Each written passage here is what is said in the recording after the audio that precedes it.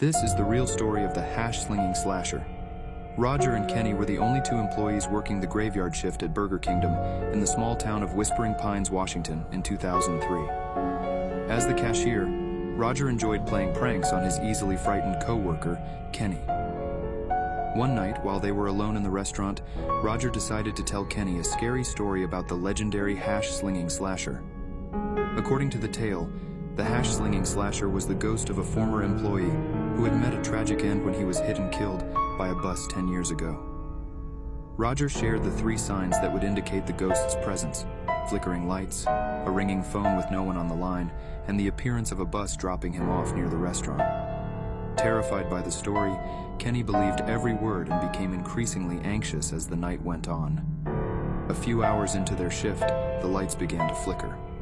Roger suspected Kenny was playing a prank, but when he checked, he found Kenny mopping the floor in the middle of the restaurant. Just as they were trying to calm their nerves, the phone rang, but when Roger answered, there was only eerie silence on the other end. To their astonishment, a bus pulled up outside, even though public transportation did not operate at that time of night. Looking through the front glass doors, they saw the shadowy figure of a man approaching. Fear gripped both Roger and Kenny as they huddled behind the cash register, waiting for the inevitable encounter with the ghostly hash-slinging slasher. As the man reached the entrance, to their relief, they realized he was just an ordinary guy looking for a job. He explained that he had called earlier but got too nervous and hung up. The 2 workers breathed a collective sigh of relief, telling him that they are not hiring at the moment. The man would calmly say, "Well, if that's the case, give me all the money in the register." Never ring on this guy's doorbell. In the small town of Midnight Falls, Michigan, there lived an old man named Jebediah Jenkins. His creepy house would send shivers down anyone's spine. One fateful night, a group of adventurous friends decided to play a prank on him. They dared Luke, a brave soul, to ding-dong ditch the old man's house. The first attempt was successful. The old man emerged, yelling and searching for the culprits. Emboldened by their triumph, the group dared Luke to do it again. Little did they know, their innocent game was about to take a terrifying turn. As Luke pressed the doorbell for the second time, the front door swung open ominously. Before anyone could react, the old man's bony hand shot out, snatching Luke and slamming the door shut.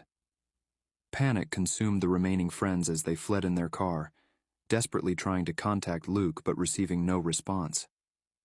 Realizing something was terribly wrong, the friends returned the next morning and called the police. The officers arrived at the eerie house, but no one answered the door. Concerned, they decided to investigate further. Inside, they discovered a scene straight out of a nightmare. Do not look into this guy's eyes. In the late 1890s in Armadillo, Texas, Pretty Boy Perry was the talk of the town. Winning every duel and picking fights, he struck fear into the hearts of all. No one dared make eye contact with him in saloons, and even sheriffs turned a blind eye to his law-breaking antics. Once, Perry challenged an old lady named Martha to a duel simply because she yawned too loudly. Unsurprisingly, he emerged victorious. However, fate took an unexpected turn for Perry in 1898.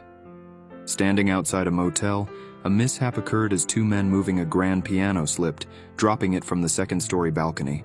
The piano flattened Pretty Boy Perry, ending his reign of troublemaking. Ironically, the piano's accidental fall spared the town from Perry's troubles. The 2 men responsible faced no charges, as the unfortunate incident was deemed an accident. Armadillo finally breathed a sigh of relief as they were liberated from the notorious Pretty Boy Perry.